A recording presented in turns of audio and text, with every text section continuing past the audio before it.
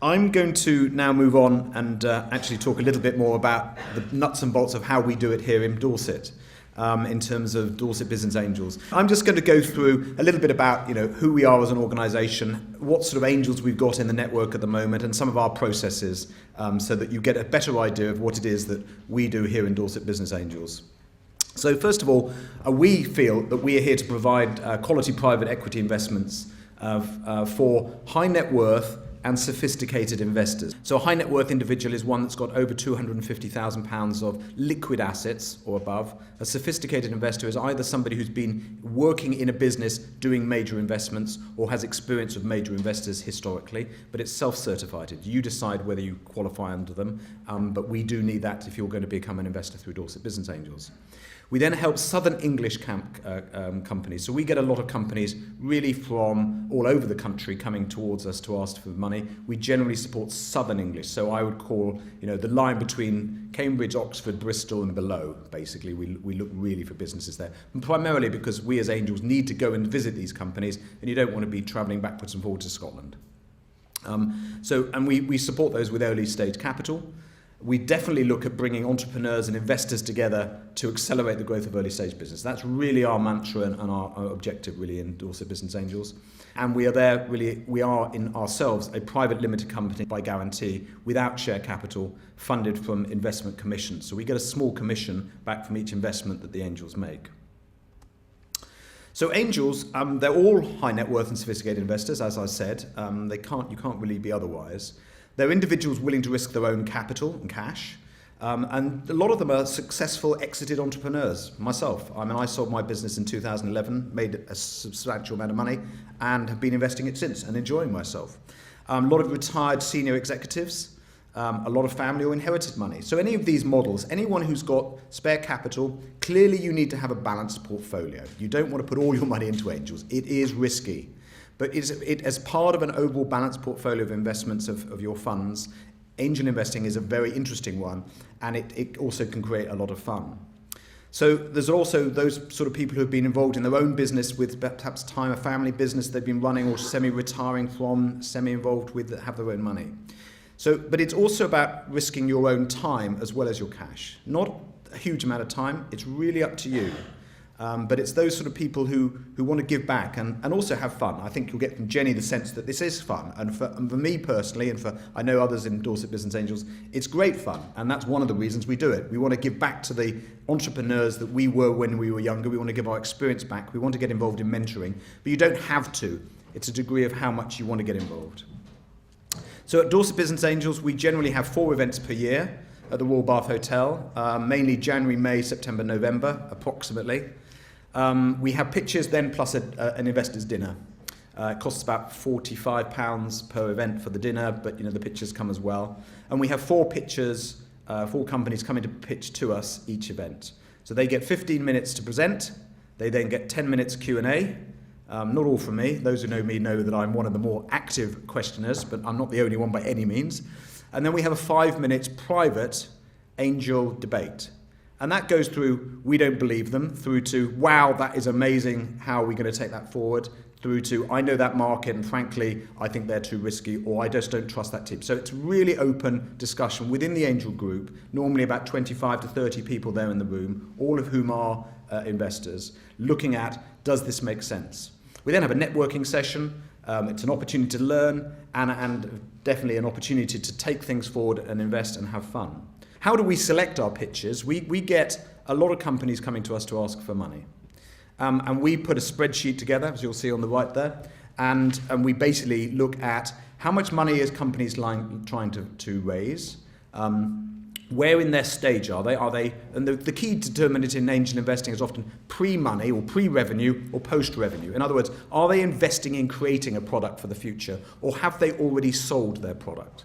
That is a really key differentiator from an investment point of view, because once you've obviously sold a product, you can see there is a market for it, it can be sold, it can be produced economically, and it can be sold at a margin. And those are important criteria if you're angel investing. Of course, it's a de-risk point when they start getting revenues.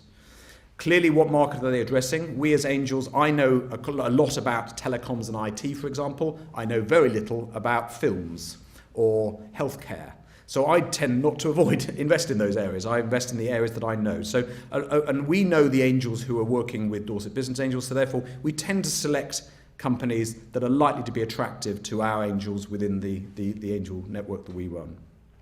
We clearly want to know what is it that the company is trying to solve. And this is almost the biggest criteria. If the company is set up and is not sure about what is the problem it's trying to solve, frankly, we won't be putting it forward. It has to be a really clear, this company can produce a product or a service that solves a real need in the marketplace economically and is scalable, and then has a management team that is there to be able to take that forward. So other questions are, is there any intellectual property? That always helps if there's protection for their assets. Are the team able to implement the plan? The team is critical. You're going to hear, I imagine, from some of the other angels. The people are essential. It's a veto. If the team is not up to it, you won't invest. And then from our perspective, do we know the industry market, and can we add any value post the deal? So those are really the criteria both for selecting the candidates that we put to Dorset Business Angel events, but also to some extent, my personal views as to the sort of things I'm looking at when I make an investment myself. So when an event's happened, what happens next? Well, first of all, I generally, either as a syndicate or individually, we as a group, let's say there's 4 or 5 of us angels at Dorset Business Angels want to take an opportunity forward, we'll go and meet the team, sometimes on their site, sometimes through a conference call, but we learn more. We might go under non-disclosure agreements, NDAs, and get a detailed business plan. Sometimes that's under NDAs, sometimes not. We'll then negotiate valuation. Don't be taken by the valuation that the angel says. So it's the Dragon's Den, I want this percentage for this amount. You can negotiate on it. If you are the lead investors, clearly if other angels have already invested at a higher valuation than you're happy with, it is more difficult to negotiate value difference from previous investments. So again, that's one of the issues as to how negotiable is the valuation. Then agreeing who's going to be in the investment team and the amounts each of you are going to invest. You know, is it going to be 5,000 from somebody who's perhaps doing the first investment up to maybe 50 to 100,000 from somebody who's relatively experienced or has that capital. So all options are available, but the team and the syndicate and obviously the target company needs to know, how much money they need. Are you as a group going to be, or we as Dorset Business Angels going to be able to satisfy all of that, or do there have to be other syndicates, other groups that we need to go to? You clearly need to do due diligence. This is the checking up of, are the facts that you're given accurate? Looking at financial data, looking at commercial data, looking at structural data and governance data for the organisation. There'll be a series of investment legal documents, and that's where the lawyers get involved at a stage where effectively there's an investment agreement generally, and maybe a change of articles of association of the company, and then you complete the deal.